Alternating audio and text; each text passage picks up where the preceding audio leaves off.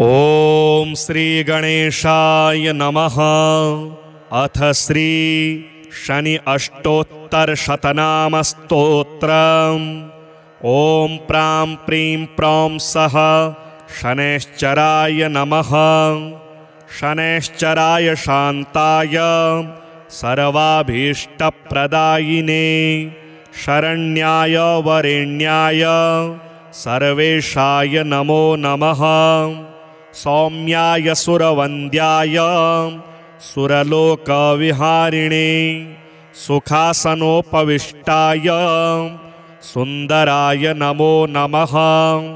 घनाय घनरूपाय घनाभरणधारिणे घनसारविलेपाय खद्योताय नमो नमः। मंदाय मंदचेष्टाय महनीय गुणात्मने मर्त्यपावनपादाय महेशाय नमो नमः। छायापुत्राय शर्वाय शरतोणीरधारिणे चरस्थिरस्वभावाय चञ्चलाय नमो नमः। नीलवर्णाय नित्याय नीलाञ्जननिभाय च नीलाम्बरविभूषाय निश्चलाय नमो नमः।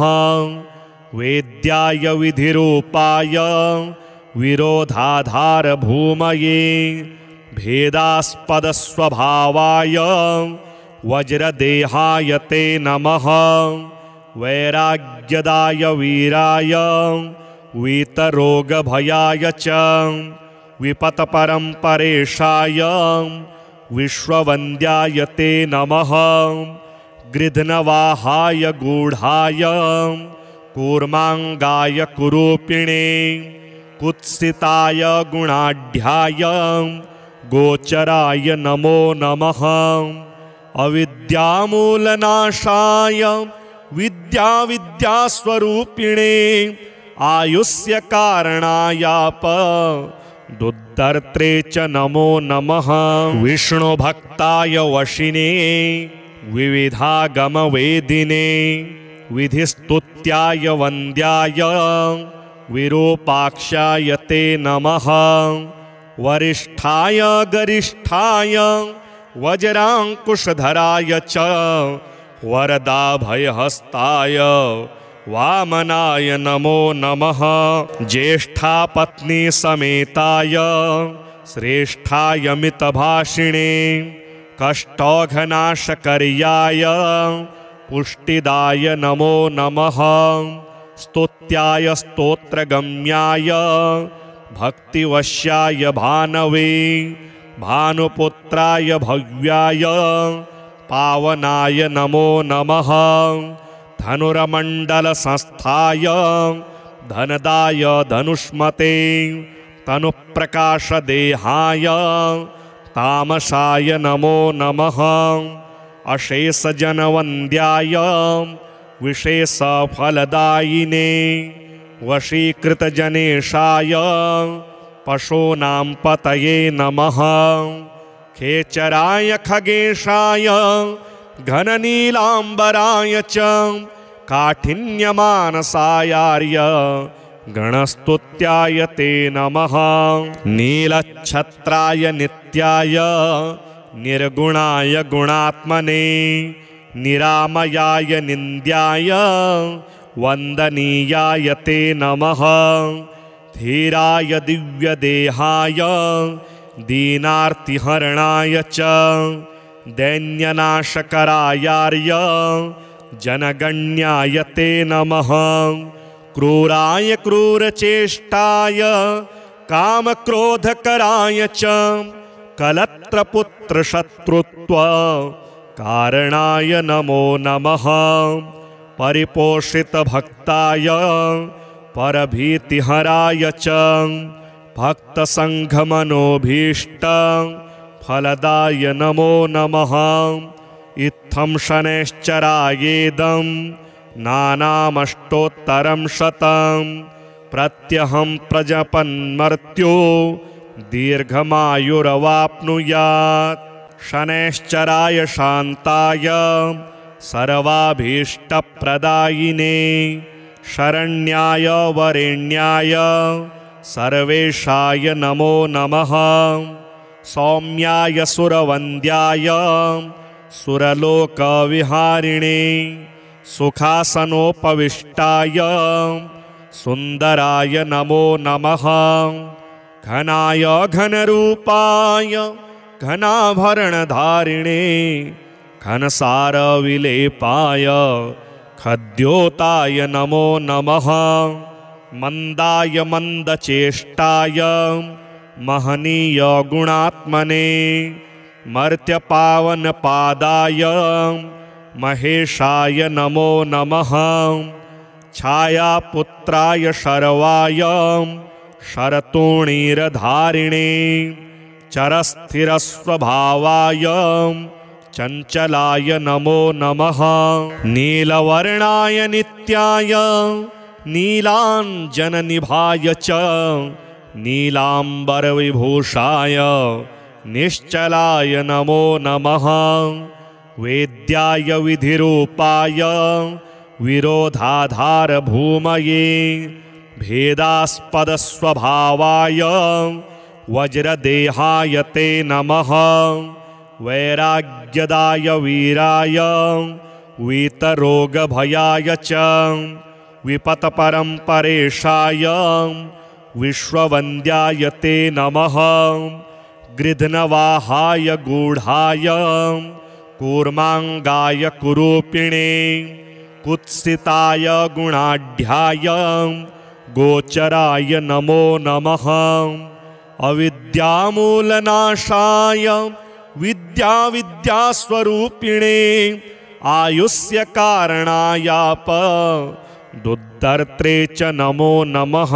विष्णुभक्ताय वशिने विविधागमवेदिने विधिस्तुत्याय वन्द्याय विरूपाक्षाय ते नमः। वरिष्ठाय गरिष्ठाय वज्राङ्कुशधराय च वरदाभयहस्ताय वामनाय नमो नमः।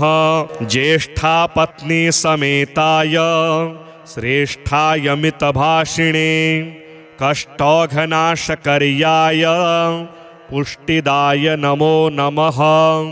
स्तुत्याय स्तोत्रगम्याय भक्तिवश्याय भानवे भानुपुत्राय भव्याय पावनाय नमो नमः। धनुर्मण्डलसंस्थाय धनदाय धनुष्मते तनुप्रकाशदेहाय तामसाय नमो नमः। अशेषजनवन्द्याय विशेषफलदायिने वशीकृतजनेशाय पशूनां पतये नमः। खेचराय खगेशाय घननीलाम्बराय च काठिन्यमानसायार्य गणस्तुत्याय ते नमः। नीलच्छत्राय नित्याय निर्गुणाय गुणात्मने निरामयाय निन्द्याय वन्दनीयाय ते नमः। धीराय दिव्यदेहाय दीनार्तिहरणाय च दैन्यनाशकरायार्य जनगण्याय ते नमः। क्रूराय क्रूरचेष्टाय कामक्रोधकराय च कलत्रपुत्रशत्रुत्व कारणाय नमो नमः। परिपोषितभक्ताय परभीतिहराय च भक्तसङ्घमनोभीष्ट फलदाय नमो नमः। इत्थं शनैश्चरायेदं नानामष्टोत्तरं शतं प्रत्यहं प्रजपन्मर्त्यो दीर्घमायुरवाप्नुयात्। शनैश्चराय शान्ताय सर्वाभीष्टप्रदायिने शरण्याय वरेण्याय सर्वेशाय नमो नमः। सौम्याय सुरवन्द्याय सुरलोकविहारिणे सुखासनोपविष्टाय सुन्दराय नमो नमः। घनाय घनरूपाय घनाभरणधारिणे घनसारविलेपाय खद्योताय नमो नमः। मंदाय मंदचेष्टाय महनीय गुणात्मने मर्त्यपावनपादाय महेशाय नमो नमः। छायापुत्राय शर्वाय शरतोणीरधारिणे चरस्थिरस्वभावाय चंचलाय नमो नमः। नीलवर्णाय नित्याय नीलांजननिभाय च नीलांबरविभूषाय निश्चलाय नमो नमः। वेद्याय विधिरूपाय विरोधाधारभूमये भेदास्पदस्वभावाय वज्रदेहाय ते नमः। वैराग्यदाय वीराय वीतरोगभयाय च विपत्परम्परेशाय विश्ववन्द्याय ते नमः। गृध्नवाहाय गूढाय कूर्मांगाय कुरूपिणे कुत्सिताय गुणाढ्याय गोचराय नमो नमः। अविद्यामूलनाशाय विद्यास्वरूपिणे आयुष्य कारणायाप दुद्धर्त्रे च नमो नमः। विष्णुभक्ताय वशिने विविधागमवेदिने विधिस्तुत्याय वन्द्याय विरूपाक्षाय ते नमः। वरिष्ठाय गरिष्ठाय वज्रांकुशधराय च वरदाभयहस्ताय वामनाय नमो नमः। ज्येष्ठापत्नी समेताय श्रेष्ठाय मितभाषिणे कष्टौघनाशकर्याय पुष्टिदाय नमो नमः। स्तुत्याय स्तोत्रगम्याय भक्तिवश्याय भानवे भानुपुत्राय भव्याय पावनाय नमो नमः। धनुर्मण्डलसंस्थाय धनदाय धनुष्मते तनुप्रकाशदेहाय तामसाय नमो नमः। अशेषजनवन्द्याय विशेषफलदायिने वशीकृतजनेशाय पशूनां पतये नमः। खेचराय खगेशाय घननीलांबराय च काठिन्यमानसायार्य गणस्तुत्याय ते नमः। नीलच्छत्राय नित्याय निर्गुणाय गुणात्मने निरामयाय निन्द्याय वन्दनीयाय ते नमः। धीराय दिव्यदेहाय दीनार्तिहरणाय च दैन्यनाशकरायार्य जनगण्याय ते नमः। क्रूराय क्रूरचेष्टाय कामक्रोधकराय च कलत्रपुत्रशत्रुत्व कारणाय नमो नमः।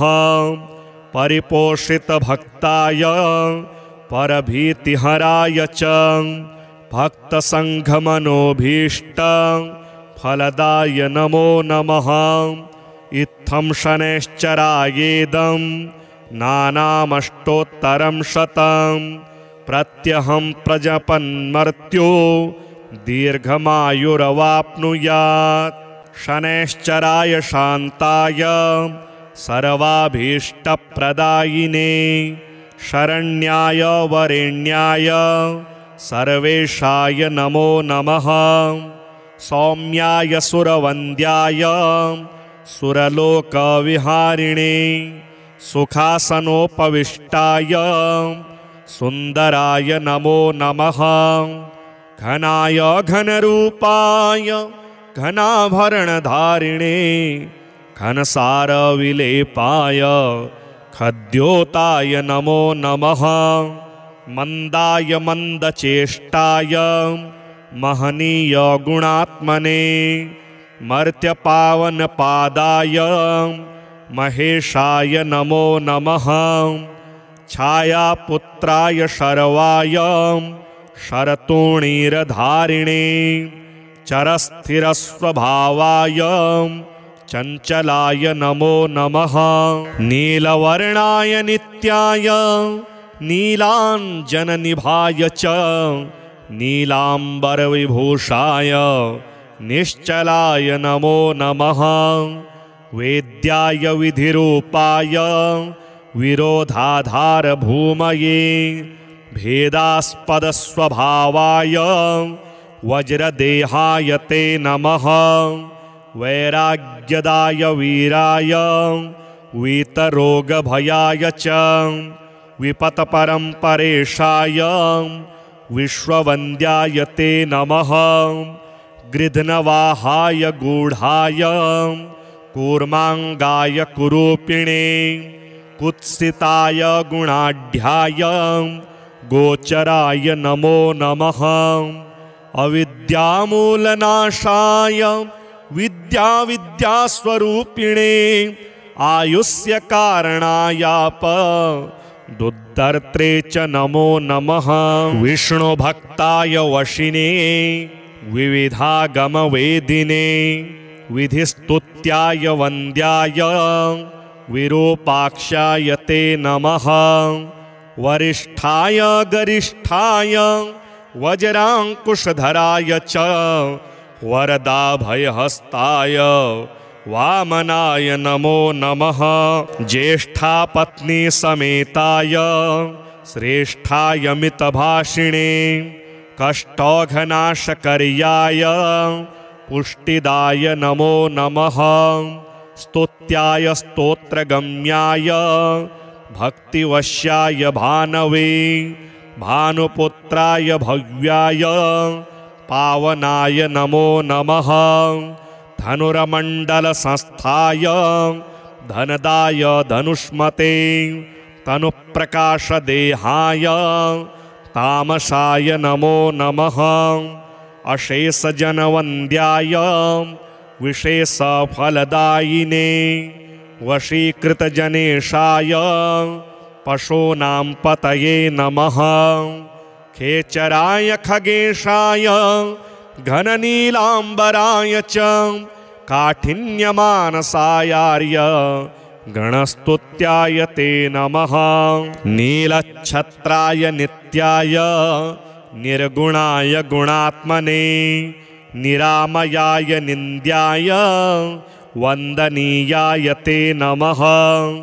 धीराय दिव्यदेहाय दीनार्तिहरणाय च दैन्यनाशकरायार्य जनगण्याय ते नमः। क्रूराय क्रूरचेष्टाय कामक्रोधकराय च कलत्रपुत्रशत्रुत्व कारणाय नमो नमः। परिपोषितभक्ताय परभीतिहराय च भक्तसङ्घमनोभीष्ट फलदाय नमो नमः। इत्थं शनैश्चरायेदं नानामष्टोत्तरं शतं प्रत्यहं प्रजपन्मर्त्यो दीर्घमायुरवाप्नुयात्। शनैश्चराय शान्ताय सर्वाभीष्टप्रदायिने शरण्याय वरेण्याय सर्वेशाय नमो नमः। सौम्याय सुरवन्द्याय सुरलोकविहारिणे सुखासनोपविष्टाय सुन्दराय नमो नमः। घनाय घनरूपाय घनाभरणधारिणे घनसारविलेपाय खद्योताय नमो नमः। मंदाय मंदचेष्टाय महनीय गुणात्मने मर्त्यपावनपादाय महेशाय नमो नमः। छायापुत्राय शर्वाय शरतोणीरधारिणे चरस्थिरस्वभावाय चञ्चलाय नमो नमः। नीलवर्णाय नित्याय नीलाञ्जननिभाय च नीलाम्बरविभूषाय निश्चलाय नमो नमः। वेद्याय विधिरूपाय विरोधाधारभूमये भेदास्पदस्वभावाय वज्रदेहाय ते नमः। वैराग्यदाय वीराय वीतरोगभयाय च विपत्परम्परेशाय विश्ववन्द्याय ते नमः। गृध्नवाहाय गूढाय कूर्माङ्गाय कुरूपिणे कुत्सिताय गुणाढ्याय गोचराय नमो नमः। अविद्यामूलनाशाय विद्यास्वरूपिणे आयुष्य कारणायाप दुद्धर्त्रे च नमो नमः। विष्णुभक्ताय वशिने विविधागमवेदिने विधिस्तुत्याय वन्द्याय विरूपाक्षाय ते नमः। वरिष्ठाय गरिष्ठाय वज्राङ्कुशधराय च वरदाभयहस्ताय वामनाय नमो नमः। ज्येष्ठापत्नी समेताय श्रेष्ठाय मितभाषिणे कष्टौघनाशकर्याय पुष्टिदाय नमो नमः। स्तुत्याय स्तोत्रगम्याय भक्तिवश्याय भानवे भानुपुत्राय भव्याय पावनाय नमो नमः। धनुर्मण्डलसंस्थाय धनदाय धनुष्मते तनुप्रकाशदेहाय तामसाय नमो नमः। अशेषजनवन्द्याय विशेषफलदायिने वशीकृतजनेशाय पशूनां पतये नमः। खेचराय खगेशाय घननीलाम्बराय च काठिन्यमानसायार्य गणस्तुत्याय ते नमः। नीलच्छत्राय नित्याय निर्गुणाय गुणात्मने निरामयाय निन्द्याय वन्दनीयाय ते नमः। धीराय दिव्यदेहाय दीनार्तिहरणाय च दैन्यनाशकरायार्य जनगण्याय ते नमः। क्रूराय क्रूरचेष्टाय कामक्रोधकराय च कलत्रपुत्रशत्रुत्व कारणाय नमो नमः। परिपोषितभक्ताय परभीतिहराय च भक्तसङ्घमनोभीष्ट फलदाय नमो नमः। इत्थं शनैश्चरायेदं नानामष्टोत्तरं शतं प्रत्यहं प्रजपन्मर्त्यो दीर्घमायुरवाप्नुयात्। शनैश्चराय शान्ताय सर्वाभीष्टप्रदायिने शरण्याय वरेण्याय सर्वेशाय नमो नमः। सौम्याय सुरवन्द्याय सुरलोकविहारिणे सुखासनोपविष्टाय सुन्दराय नमो नमः। घनाय घनरूपाय घनाभरणधारिणे घनसारविलेपाय खद्योताय नमो नमः। मन्दाय मन्दचेष्टाय महनीय गुणात्मने मर्त्यपावनपादाय महेशाय नमो नमः। छायापुत्राय शर्वाय शरतोणीरधारिणे चरस्थिरस्वभावाय चञ्चलाय नमो नमः। नीलवर्णाय नित्याय नीलाञ्जननिभाय च नीलाम्बरविभूषाय निश्चलाय नमो नमः। वेद्याय विधिरूपाय विरोधाधार भूमये भेदास्पदस्वभावाय वज्रदेहाय ते नमः वैराग्यदाय वीराय वीतरोगभयाय च विपत्परम्परेशाय विश्ववन्द्याय ते नमः गृध्नवाहाय गूढाय कूर्माङ्गाय कुरूपिणे कुत्सिताय गुणाढ्याय गोचराय नमो नमः अविद्यामूलनाशाय विद्यास्वरूपिणे आयुष्य कारणायाप दुद्धर्त्रे च नमो नमः विष्णुभक्ताय वशिने विविधागमवेदिने विधिस्तुत्याय वन्द्याय विरूपाक्षाय ते नमः वरिष्ठाय गरिष्ठाय वज्रांकुशधराय च वरदाभयहस्ताय वामनाय नमो नमः ज्येष्ठापत्नी समेताय श्रेष्ठाय मितभाषिणे कष्टौघनाशकर्याय पुष्टिदाय नमो नमः स्तुत्याय स्तोत्रगम्याय भक्तिवश्याय भानवे भानुपुत्राय भव्याय पावनाय नमो नमः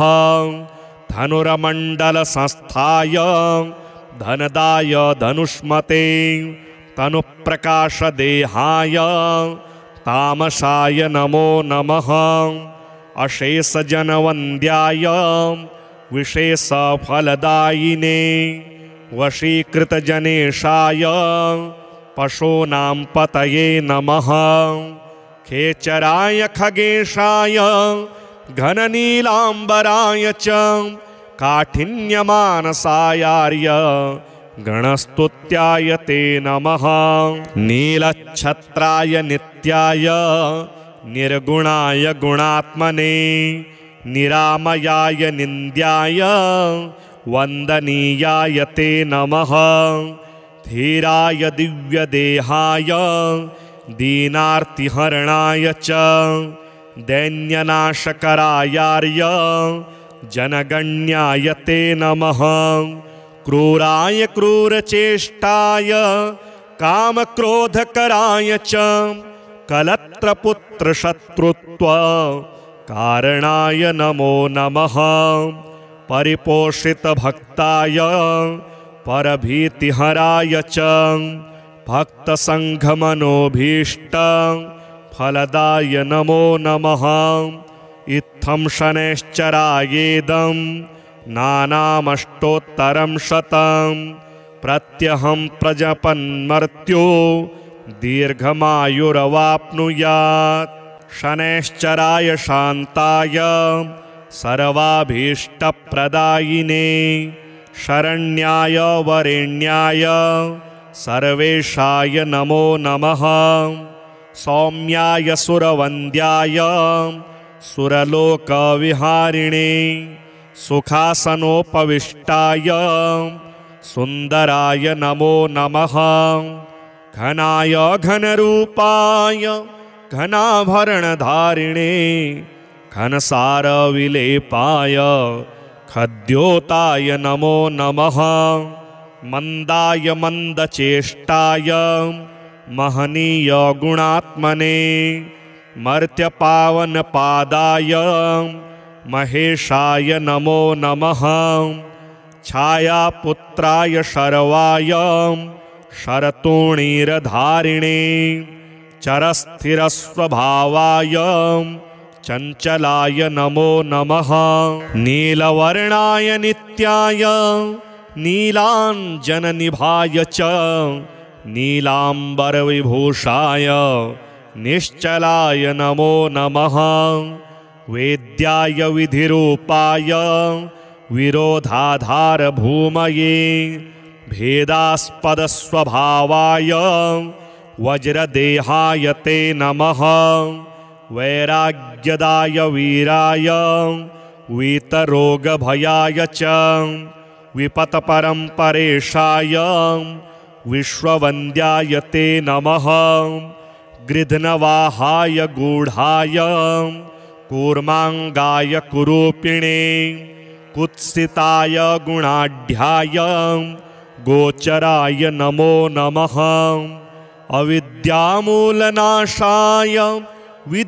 विद्यास्वरूपिणे आयुष्य कारणायाप दुद्धर्त्रे च नमो नमः विष्णुभक्ताय वशिने विविधागमवेदिने विधिस्तुत्याय वन्द्याय विरूपाक्षाय ते नमः वरिष्ठाय गरिष्ठाय वज्रांकुशधराय च वरदाभयहस्ताय वामनाय नमो नमः ज्येष्ठापत्नी समेताय श्रेष्ठाय मितभाषिणे कष्टौघनाशकर्याय पुष्टिदाय नमो नमः स्तुत्याय स्तोत्रगम्याय भक्तिवश्याय भानवे भानुपुत्राय भव्याय पावनाय नमो नमः धनुर्मण्डलसंस्थाय धनदाय धनुष्मते तनुप्रकाशदेहाय तामसाय नमो नमः अशेषजनवन्द्याय विशेषफलदायिने वशीकृतजनेशाय पशूनां पतये नमः खेचराय खगेशाय घननीलाम्बराय च काठिन्यमानसायार्य गणस्तुत्याय ते नमः नीलच्छत्राय नित्याय निर्गुणाय गुणात्मने निरामयाय निन्द्याय वन्दनीयाय ते नमः धीराय दिव्यदेहाय दीनार्तिहरणाय च दैन्यनाशकरायार्य जनगण्याय ते नमः क्रूराय क्रूरचेष्टाय कामक्रोधकराय च कलत्रपुत्रशत्रुत्व कारणाय नमो नमः परिपोषितभक्ताय परभीतिहराय च भक्तसङ्घमनोभीष्ट फलदाय नमो नमः इत्थं शनैश्चरायेदं नानामष्टोत्तरं शतं प्रत्यहं प्रजपन्मर्त्यो दीर्घमायुरवाप्नुयात् शनैश्चराय शान्ताय सर्वाभीष्टप्रदायिने शरण्याय वरेण्याय सर्वेशाय नमो नमः सौम्याय सुरवन्द्याय सुरलोकविहारिणे सुखासनोपविष्टाय सुन्दराय नमो नमः घनाय घनरूपाय घनाभरणधारिणे घनसारविलेपाय खद्योताय नमो नमः मंदाय मंदचेष्टाय महनीय गुणात्मने मर्त्यपावनपादाय महेशाय नमो नमः छायापुत्राय शर्वाय शरतोणीरधारिणे चरस्थिरस्वभावाय चंचलाय नमो नमः नीलवर्णाय नित्याय नीलांजननिभाय च नीलांबरविभूषाय निश्चलाय नमो नमः वेद्याय विधिरूपाय विरोधाधारभूमये भेदास्पदस्वभावाय वज्रदेहाय ते नमः वैराग्यदाय वीराय वीतरोगभयाय च विपत्परम्परेशाय विश्ववन्द्याय ते नमः गृध्नवाहाय गूढाय कूर्मांगाय कुरूपिणे कुत्सिताय गुणाढ्याय गोचराय नमो नमः अविद्यामूलनाशाय विद्यास्वरूपिणे आयुष्य कारणायाप दुद्धर्त्रे च नमो नमः। विष्णु भक्ताय वशिने विविधागमवेदिने विधिस्तुत्याय वन्द्याय विरूपाक्षाय ते नमः। वरिष्ठाय गरिष्ठाय वज्रांकुशधराय च वरदाभयहस्ताय वामनाय नमो नमः। ज्येष्ठा पत्नी समेताय श्रेष्ठाय मितभाषिणे कष्टौघनाशकर्याय पुष्टिदाय नमो नमः। स्तुत्याय स्तोत्रगम्याय भक्तिवश्याय भानवे भानुपुत्राय भव्याय पावनाय नमो नमः।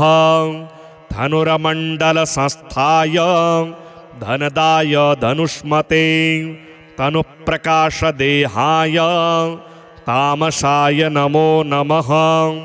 अशेषजनवन्द्याय विशेषफलदायिने वशीकृतजनेशाय पशूनां पतये नमः। खेचराय खगेशाय घननीलाम्बराय च काठिन्यमानसायार्य गणस्तुत्याय ते नमः। नीलच्छत्राय नित्याय निर्गुणाय गुणात्मने निरामयाय निन्द्याय वन्दनीयाय ते नमः। धीराय दिव्यदेहाय दीनार्तिहरणाय च दैन्यनाशकरायार्य जनगण्याय ते नमः। क्रूराय क्रूरचेष्टाय कामक्रोधकराय च कलत्रपुत्रशत्रुत्व कारणाय नमो नमः। परिपोषितभक्ताय परभीतिहराय च भक्तसङ्घमनोभीष्ट फलदाय नमो नमः। इत्थं शनैश्चरायेदं नानामष्टोत्तरं शतं प्रत्यहं प्रजपन्मर्त्यो दीर्घमायुरवाप्नुयात्। शनैश्चराय शान्ताय सर्वाभीष्टप्रदायिने शरण्याय वरेण्याय सर्वेशाय नमो नमः। सौम्याय सुरवन्द्याय सुरलोकविहारिणे सुखासनोपविष्टाय सुन्दराय नमो नमः। घनाय घनरूपाय घनाभरणधारिणे घनसारविलेपाय खद्योताय नमो नमः। मन्दाय मन्दचेष्टाय महनीय गुणात्मने मर्त्यपावनपादाय महेशाय नमो नमः। छायापुत्राय शर्वाय शरतोणीरधारिणे चरस्थिरस्वभावाय चञ्चलाय नमो नमः। नीलवर्णाय नित्याय नीलाञ्जननिभाय च नीलाम्बरविभूषाय निश्चलाय नमो नमः।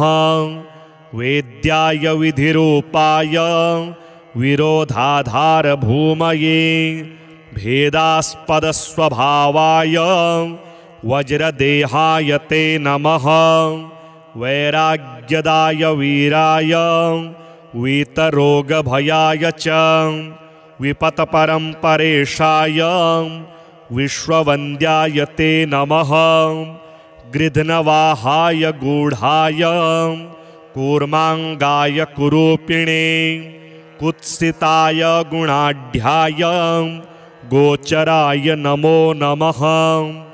अविद्यामूलनाशाय विद्यास्वरूपिणे आयुष्य कारणायाप दुद्धर्त्रे च नमो नमः। विष्णु भक्ताय वशिने विविधागमवेदिने विधिस्तुत्याय वन्द्याय विरूपाक्षाय ते नमः।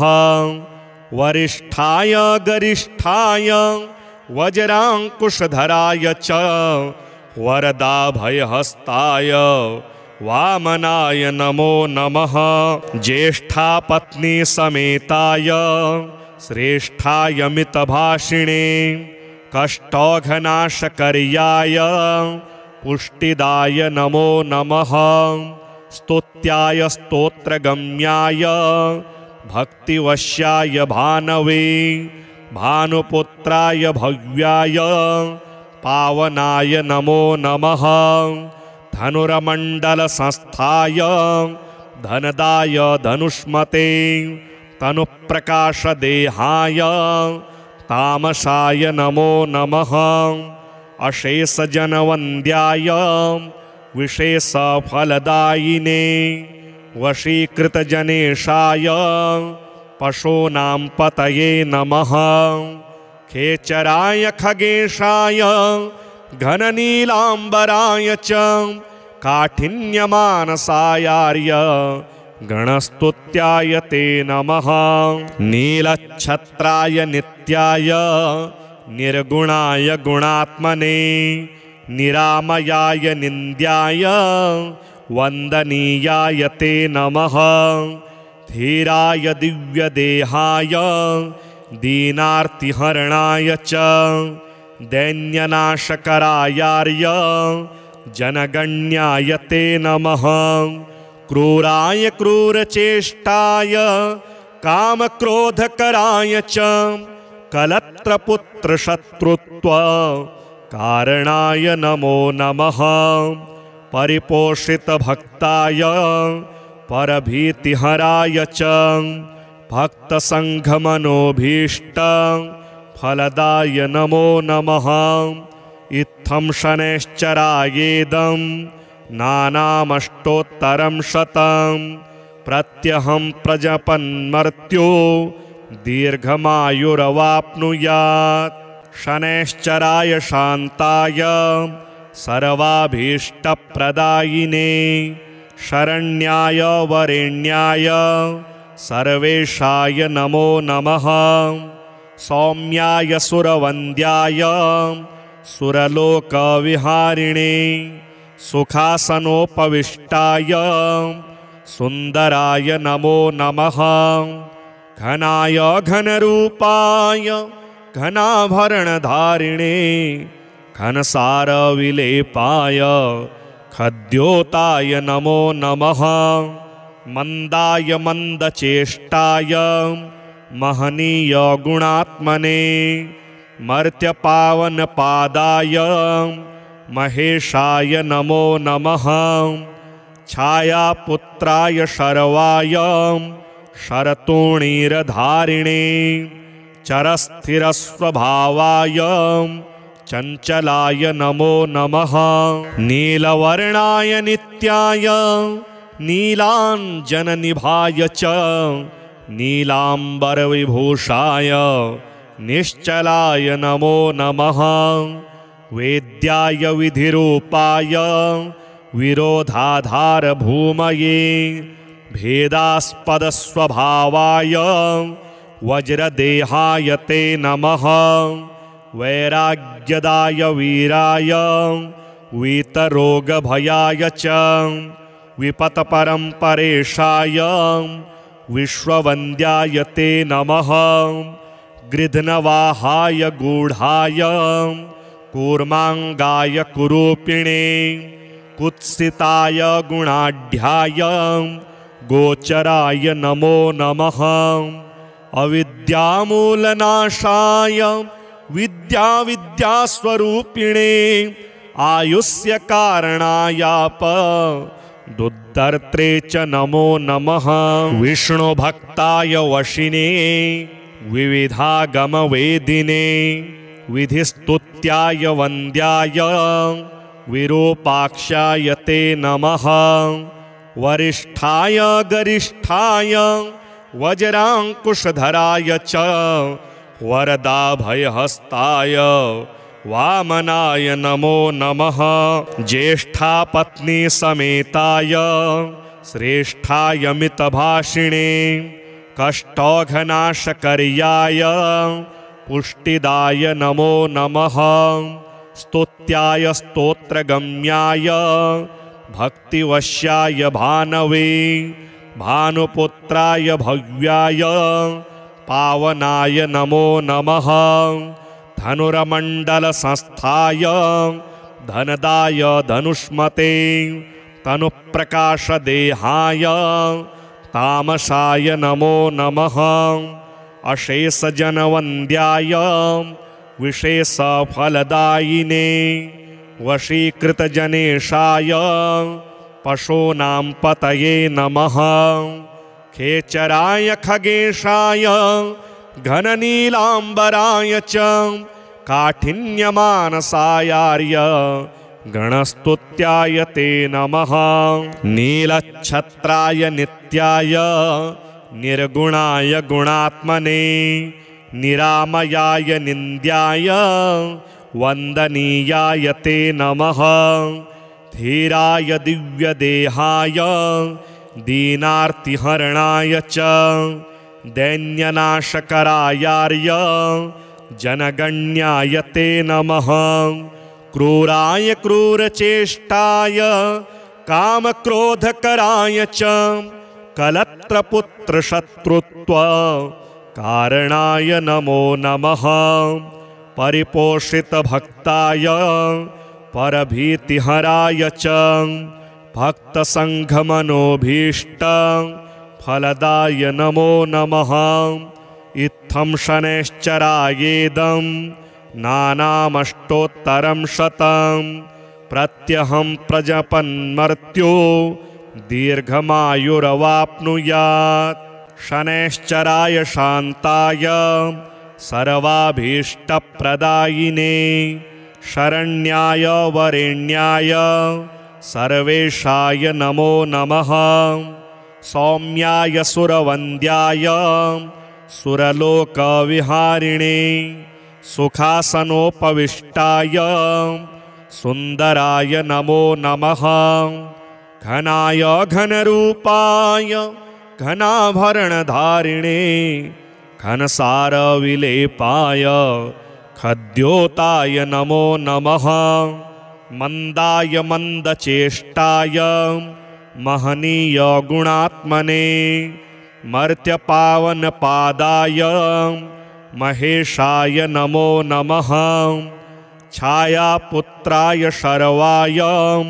शरतोणीरधारिणे चरस्थिरस्वभावाय चञ्चलाय नमो नमः नीलवर्णाय नित्याय नीलाञ्जननिभाय च नीलाम्बरविभूषाय निश्चलाय नमो नमः वेद्याय विधिरूपाय विरोधाधारभूमये भेदास्पदस्वभावाय वज्रदेहाय ते नमः वैराग्यदाय वीराय वीतरोगभयाय च विपत्परम्परेशाय विश्ववन्द्याय ते नमः गृध्नवाहाय गूढाय कूर्माङ्गाय कुरूपिणे कुत्सिताय गुणाढ्याय गोचराय नमो नमः अविद्यामूलनाशाय विद्यास्वरूपिणे आयुष्यकारणायाप दुद्धर्त्रे च नमो नमः विष्णुभक्ताय वशिने विविधागमवेदिने विधिस्तुत्याय वन्द्याय विरूपाक्षाय ते नमः वरिष्ठाय गरिष्ठाय वज्राङ्कुशधराय च वरदाभयहस्ताय वामनाय नमो नमः ज्येष्ठापत्नी समेताय श्रेष्ठाय मितभाषिणे कष्टौघनाशकर्याय पुष्टिदाय नमो नमः स्तुत्याय स्तोत्रगम्याय भक्तिवश्याय भानवे भानुपुत्राय भव्याय पावनाय नमो नमः। धनुर्मण्डलसंस्थाय धनदाय धनुष्मते तनुप्रकाशदेहाय तामसाय नमो नमः।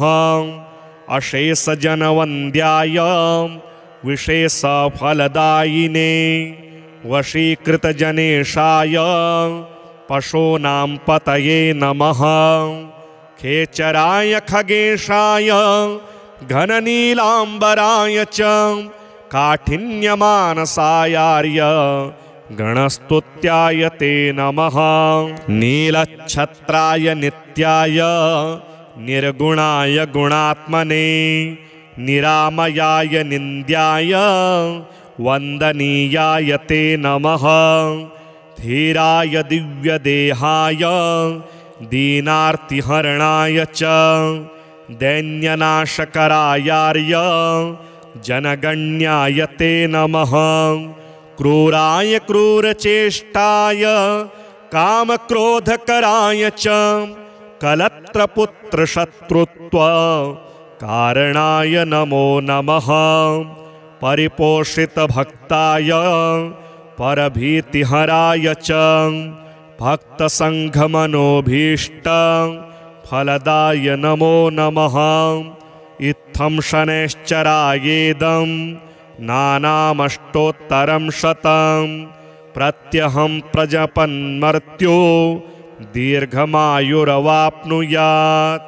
शनैश्चराय शान्ताय सर्वाभीष्टप्रदायिने शरण्याय वरेण्याय सर्वेशाय नमो नमः।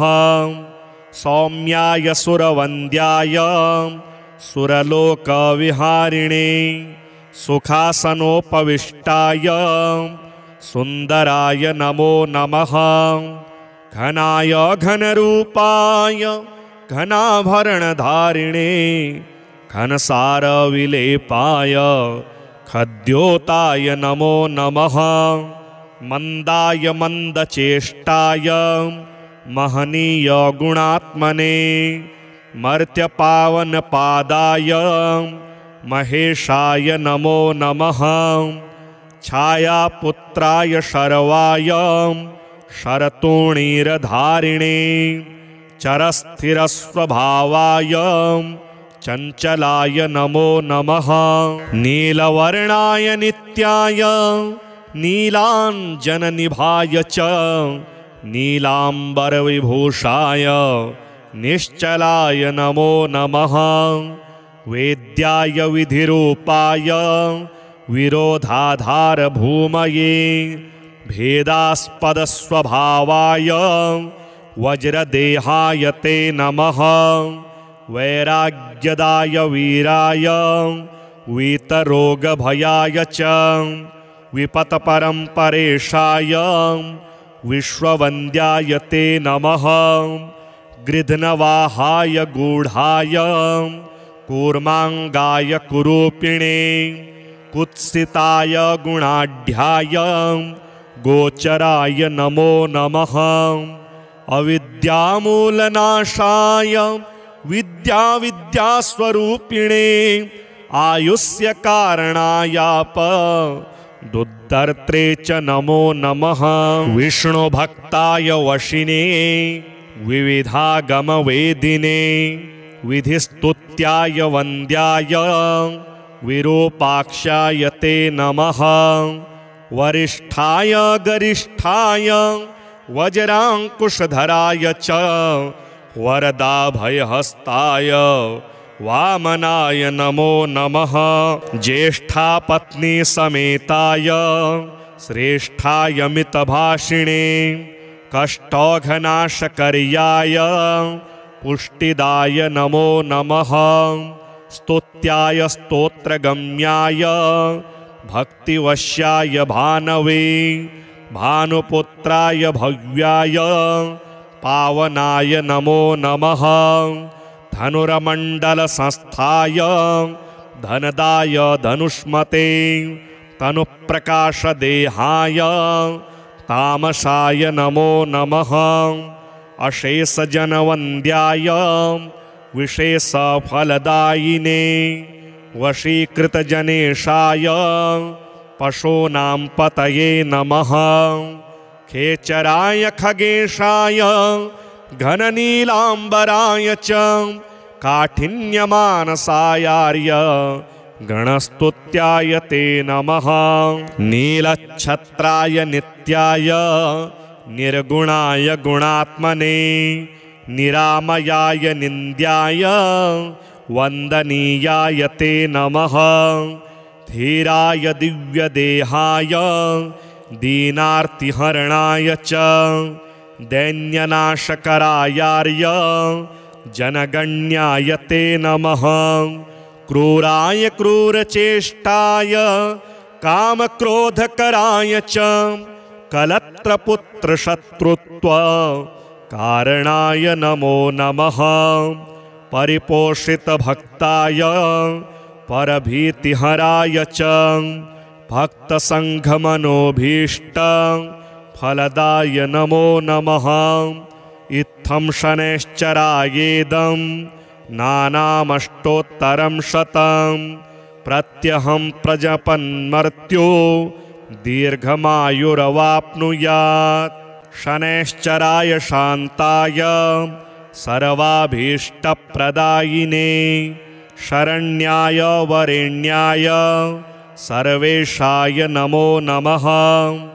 सौम्याय सुरवन्द्याय सुरलोकविहारिणे सुखासनोपविष्टाय सुन्दराय नमो नमः। घनाय घनरूपाय घनाभरणधारिणे घनसारविलेपाय खद्योताय नमो नमः। मन्दाय मन्दचेष्टाय महनीय गुणात्मने मर्त्यपावनपादाय महेशाय नमो नमः।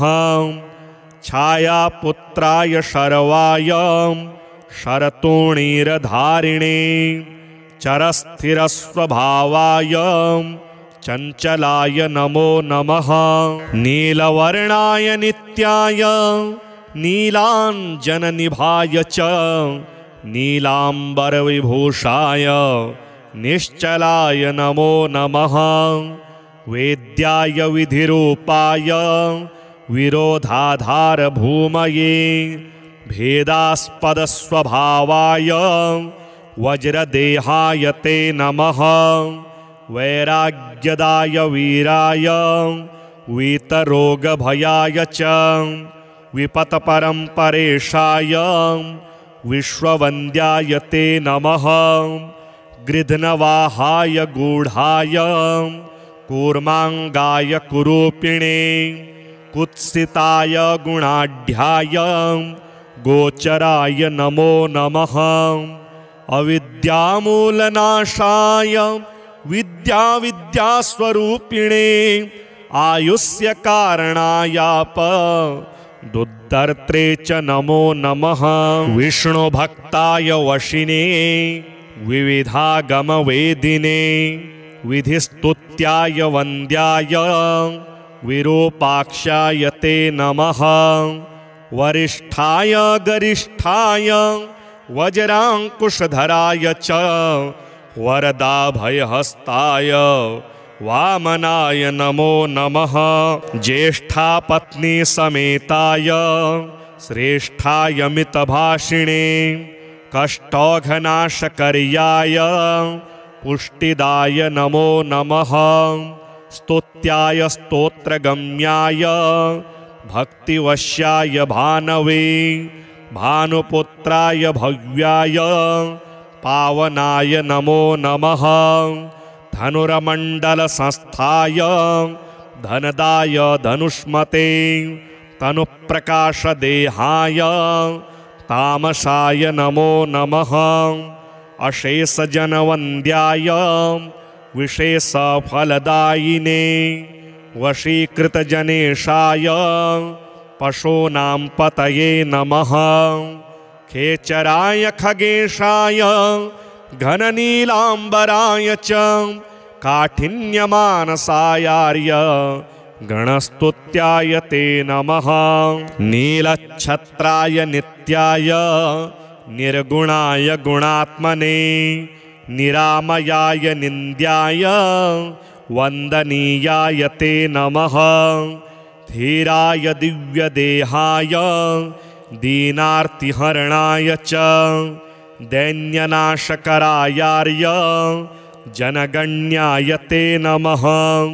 क्रूराय क्रूरचेष्टाय कामक्रोधकराय च कलत्रपुत्रशत्रुत्व कारणाय नमो नमः। परिपोषितभक्ताय परभीतिहराय च भक्तसङ्घमनोभीष्ट फलदाय नमो नमः। इत्थं शनैश्चरायेदं नानामष्टोत्तरं शतं प्रत्यहं प्रजपन्मर्त्यो दीर्घमायुरवाप्नुयात्।